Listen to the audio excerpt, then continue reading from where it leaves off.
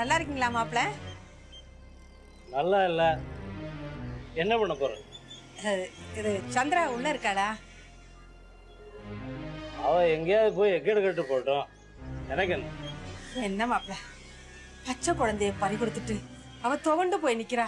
இந்த நிலைமையில நீங்க இப்படி எல்லாம் பேசுறது கொஞ்சம் கூட நல்லா இல்லை. செத்து போன குழந்தைய பெத்த அப்பன்னா எனக்கு துக்கம் இருக்காதா? ஏதோ உங்க பொண்ணுக்கு மட்டும் துக்கம் இருக்கிற மாதிரி பஞ்சாயத்து பேசுறீங்க. என்ன நாட்டாம நினைப்பா? சும்மா நிறுத்துங்க. யார்கிட்ட என்ன பேசுறீங்க தெரிஞ்சுதான் பேசுறீங்களா? தெரிஞ்சுதாண்டி பேசுறேன். உங்க அம்மா தானே? அதான் நானும் சொல்றேன். அவங்க மேல எதுக்கு தேவையில்லாம எரிஞ்சு விடுறீங்க? அவங்க உங்களை என்ன பண்ணாங்க? சந்திரா சும்மா இரு. அனாவசியமா அவரோட ஏன் சண்டை போடுற? நீ சும்மா இருமா. உனக்கு ஒண்ணு தெரியாது. கொஞ்ச நாளாவே இப்படிதான். குழந்தை போனதுக்கு அப்புறம் ஒரு நாளாவது பக்கத்துல வந்து உட்கார்ந்து ஆறுதலா 4 வார்த்தை சொல்லிருப்பீங்களா? துக்கமா துக்கம்? உங்களுக்கு மட்டும்தான் துக்கமா? ஃபுல்லா ஏத்திக்கிட்டா துக்கம் காணாம போயிடும். அப்ப நாங்கெல்லாம் என்ன பண்றதா? நிறுத்துறே. விட்டா பேசிட்டே போற. என்ன உங்க அம்மா இருக்க அந்த தைரியமா? ஏப்பா அரைஞ்சுனா பல்லு எல்லாம் காய்ந்துடும். என்ன மாப்பிள்ள, ஒரு தாயோட மனநிலைமை புரிஞ்சுக்காம பேசுறீங்க. இங்க தாய் தான் இல்லவா, இங்க பேய் தான் நடமாடிட்டு இருக்காங்க. ஆமா, உங்கள மாதிரி ஒரு வீட்டுக்காரர் இருந்தா ஒரேடியா போயிட்டு பேயா நடமாட வேண்டியதுதான். ஓ ஓ யார் போனாங்க? ஏப்பா பாவம் பண்ணிருக்கோம், அனுபவிச்சு. யார் பாவம் பண்ணது?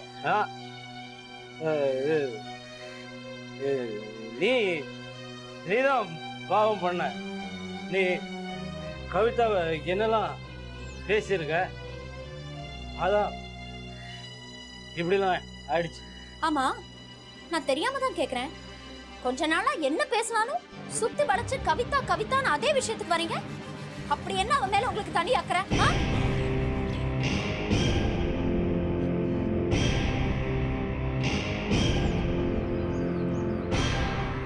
எனக்கு யார் மேலும் தனியாக அக்கறை இல்லை. முறையே இல்லாமல் பிறந்த கவிதாவோட குழந்தை நல்லா இருக்கு. முறையாக பிறந்த உன் குழந்தை செத்து போச்சு. இனிமே உனக்கு குழந்தை பெற்றுக்கிற பாக்கியமே இல்லை. ஏன்னா செஞ்ச பாவம் தான். பாத்தீங்களாமா, கட்டின புருஷனே இறக்கமில்லாம பேசுறாரு. பாத்தீங்களா? எனக்குன்னு ஒரு நாளையும் கிடையாது. பிறந்த வீட்டுக்கு போலான்னா அங்கேயும் அந்த கேடு கெட்டு இருக்கா. நீ வாடி சந்திரா நம்ம வீட்டுக்கு. கவிதா ஒன்னும் சொல்ல மாட்டா. வேண்டாம். அந்த கெட்டு சீரழிஞ்சு குழந்தைய பத்திக்கிட்டு இப்ப சுமங்கலியா வேஷம் போடுறாளே, அந்த வீட்டு பண்ணியை நான் மிதிக்க மாட்டேன். வாழ்வோ சாவோ எல்லாம் இந்த மனுஷனோட நடக்கட்டும். நீ உள்ள வாமா, எல்லாம் என் விதி.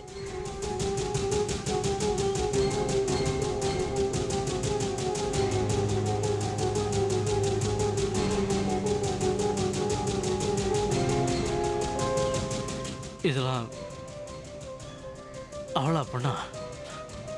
பாவம். நான் தான் பண்ணேன். பாவி பாவி பாவி பாவி பாவி.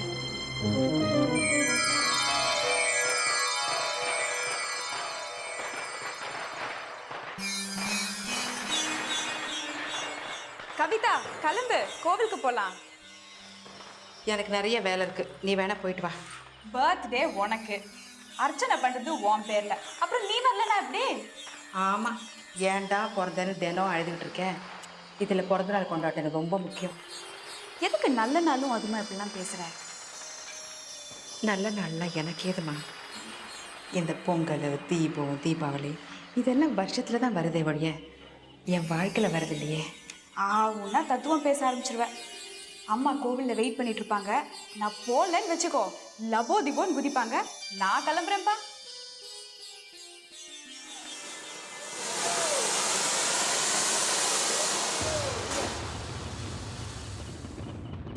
ரேவதி அம்மா, வீட்டில் யாரும் இல்லையா?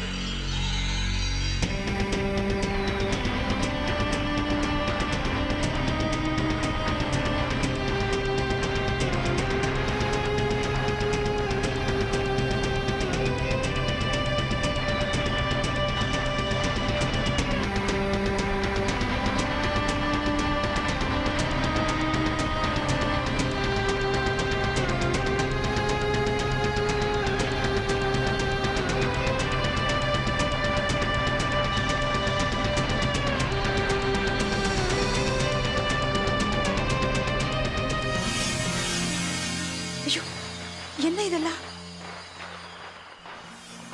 என்னை மன்னிச்சிருங்க. அன்னைக்கு ரொம்ப கேவலமாக நடந்துக்கிட்டேன். அதுக்கு என்னைய செருப்பால் அடிச்சுக்கிட்டேன். அப்படியெல்லாம் பண்ணிக்கிட்டேன். இல்லைங்க, நான் செஞ்சது பெரிய பாவம், மிருகத்தனமாக நடந்தேன். ஆனால் நீங்கள் அது பெருசுப்படுத்தாமல் பெருந்தன்மையாக வெளியில் யார்கிட்டையும் சொல்லலை. அங்கே தான் உங்கள் நல்ல மனசு எனக்கு புரிஞ்சுது. நான் எப்படிங்க சொல்லுவேன்? அப்படியே சொன்னால் சந்திராவோட வாழ்க்கையெல்லாம் பாதிக்கும். ஒன்று மட்டும் சத்தியங்க, சந்திரா ஹாஸ்பிட்டலில் டிஸ்சார்ஜ் ஆகி இங்கே வந்து தங்கிட்டு எங்கள் வீட்டுக்கு வர வரைக்கும் நான் இந்த பக்கம் தலை வச்சு படுக்க மாட்டேன். ஐயோ, அது ரொம்ப தப்பு. உங்கள் மேலே எனக்கு எந்த வருத்தமும் கிடையாது. நான் எல்லாத்தையும் மறந்துட்டேன். வழக்கம் போல் நீங்கள் வீட்டுக்கு வரலாம். என்ன வாசல் நின்றுக்கிட்டு? வாங்க உள்ள வாங்க, உட்காருங்க.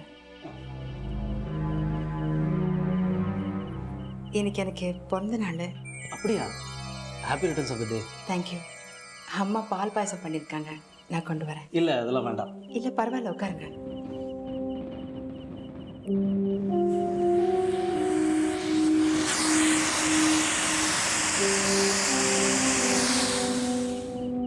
இந்தாங்க. தேங்க்யூ. ஏய், என்ன இது இவ்வளோ பாயசம் கொடுத்துருக்கீங்க? ஏற்கனவே கொழுப்பு சத்து அதிகமாகிடுச்சு டாக்டர் சொல்கிறாங்க. டயட்டில் இருக்கேன், இவ்வளோ வேண்டாம். பரவாயில்ல, எனக்கு ஒரு நாள் தானே சாப்பிட்றீங்க, சாப்பிடுங்க. ப்ளீஸ் இன்னொரு கிளாஸ் கொண்டாங்க. ஒன்றும் ஆயிடாது, சாப்பிடுங்க. ப்ளீஸ். சரி.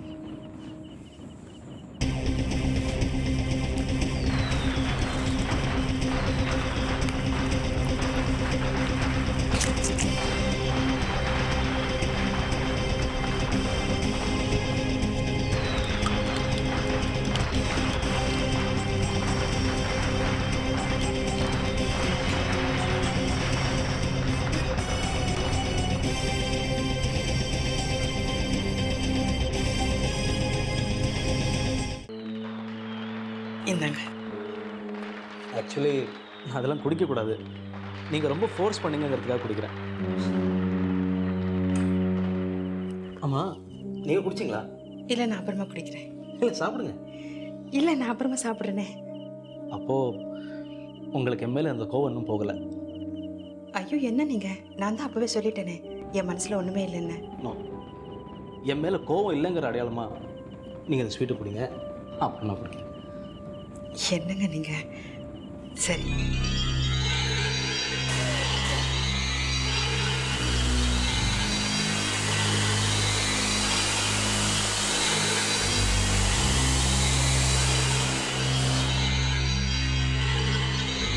நான் குடிச்சிட்டேன், நீங்கள் சாப்பிடுங்க. கவிதாக்கா, என்ன லக்ஷ்மி?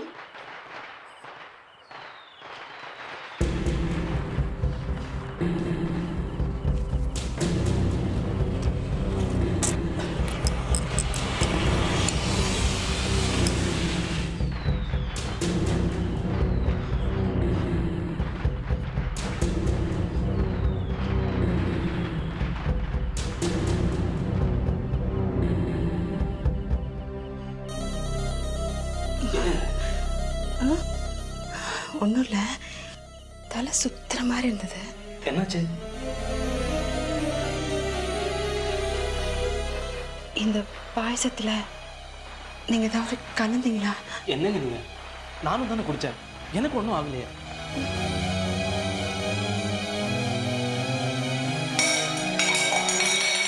இல்லை, நீங்கள் கண்டிப்பாக ஏதாவது கலந்துருப்பீங்க.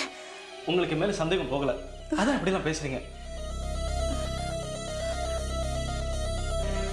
பொய் சொல்கிறீங்க, பொய் சொல்கிறீங்க. இதை பாருங்க, நீங்கள் போய் ரெஸ்ட் எடுங்க, எல்லாம் சரியாயிடும். என்னால் நிற்க முடியல. போய் ரெஸ்ட் எடுங்க. பார்த்து புடவை கத்திக்கு போய் பார்த்து.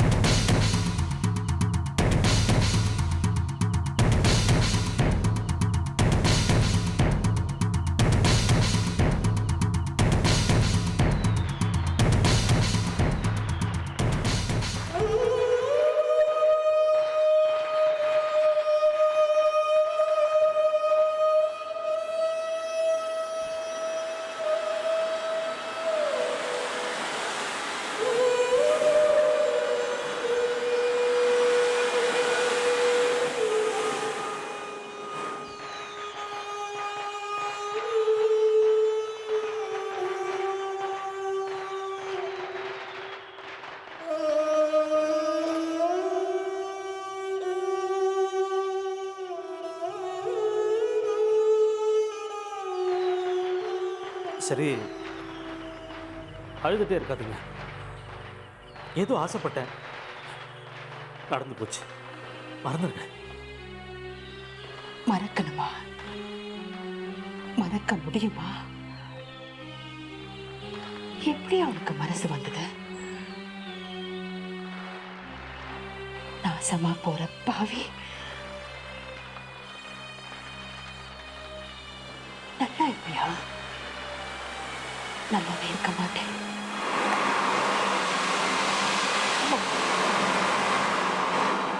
கண்டிப்பா நல்லா இருக்க மாட்டேன்.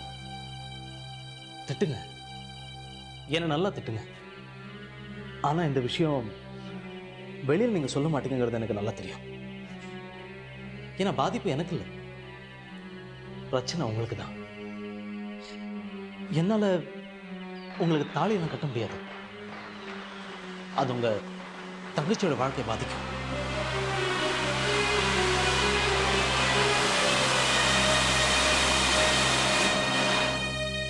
கவிதா, ஒருத்தர் மேலே ஆசைப்படுறது தப்பு இல்லை. நான் அவன் மேலே கொல்ல ஆசை வச்சேன். அன்னைக்கு எப்படி எப்படியோ கேட்டு பார்த்தேன். ஆனால் நீங்கள் என்னை அவமானப்படுத்திட்டீங்க. அதான் உங்களுக்கு தெரியாமல் பாயசத்தில் மருந்து கலந்து உங்களை நான்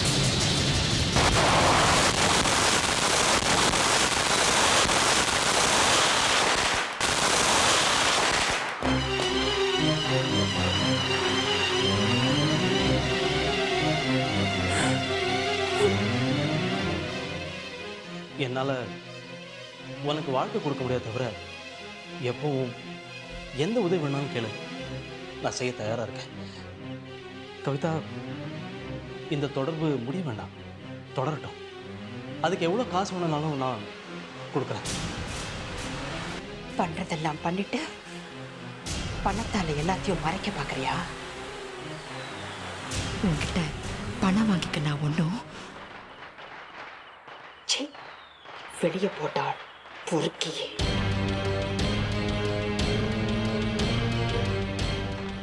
ஓகே, நான் போகிறேன். ஆனால் நீ கோழத்தனமான எந்த முடிவும் எடுக்காத. தேங்க்யூ.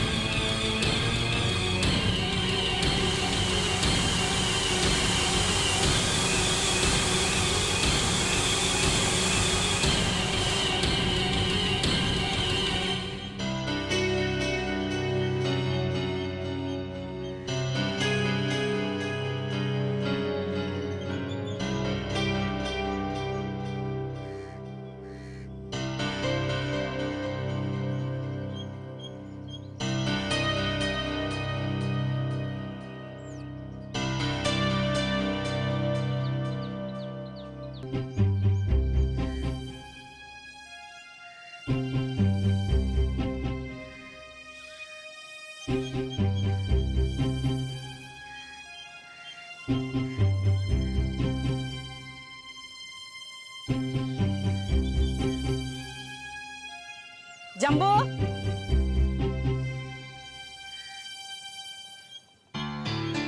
இன்னைக்கு ரெண்டுல உனக்கு தெரிஞ்சாகணும். என்னது? நாம எதுக்காக ஊரை விட்டு வந்திருக்கோம்? என் ஃப்ரெண்டு ஒருத்த அவங்க கூட சேர்ந்து பிஸ்னஸ் பண்ணலான்னு சொன்னான், அதுக்காக வந்திருக்கோம். யார் அவன்? அவனை வீட்டுக்கு கூட்டிகிட்டு வா. ஏன் உனக்கு என் மேல நம்பிக்கை இல்லையா? இல்லடா, உன்னை நம்பினதெல்லாம் அந்த காலம். இப்போ உன் பேர்ல நம்பிக்கையே இல்லை. கவிதாவுக்கு குழந்தை பிறந்திருக்கு, சுமங்கலி வேஷம் வேற போடுறா. ஆமா, அவளை கெடுத்தது யாரு? எனக்கு தெரியாது. எனக்கு தெரியும்டா. என்ன தெரியும்? கவிதாவோட குழந்தைக்கு நீ தான் அப்பா. அதை சொல்ற தைரியம் உனக்கு இல்ல. அதான் என்னை கூட்டிட்டு ஊரை விட்டு ஓடி வந்துட்ட. வேணாண்டா ஜம்பு, பெண் பாவம் பொல்லாதது. நான் உன்னை தடுக்கல. அவ கழுத்துல ஒரு தாலியை கட்டி அவளை உன் பொண்டாட்டியை ஏத்துக்கடா. நான் தாலி கட்ட தயார். ஆனா கவிதா தான் தயார் இல்லை. ஏன்? நான் ஒன்று சொல்லுவேன், நீ நம்ப மாட்ட. மேல சொல்லியும் பிரயோஜனம் இல்லை. இருந்தாலும் சொல்றேன், அம்மா அந்த கவிதாவை நான் கெடுக்கல. பொய் சொல்றடா. மறுபடியும் மறுபடியும் பொய் தான் சொல்றேன். அதான் சொன்னேனே, உங்ககிட்ட பேசி பிரயோஜனம் இல்லைன்னு. அம்மா, நான் என் வாழ்க்கையில பல பெண்கள் கூட பழகிருக்கலாம். ஆனா கவிதா ஒத்திக்கு தான் என் மனசுல இடம் கொடுத்தேன். அவ விதவையா இருக்கலாம், கெடுக்கப்பட்டு ஏதோ ஒரு குழந்தைக்கு தாயா இருக்கலாம். இருந்தாலும் அவளை நான் நேசிக்கிறேன். அவளையும் அவ குழந்தையும் மனப்பூர்வமா ஏத்துக்க தயாரா இருக்கேன். நான் தயாரா இருக்கேன். நீ தயாரா இருக்கியா? அது எப்படி? எவனோ பண்ண பாவத்துக்கு நீ ஏன்டா பழி ஏத்துக்கணும்? ஆஹா, முடியாது. அதான் சொன்னேன், உங்ககிட்ட பேசி பிரயோஜனம் இல்லை. நீ உன் வேலையை பார்த்துட்டு போ, நான் என் வாழ்க்கையை பார்த்துக்கிறேன்.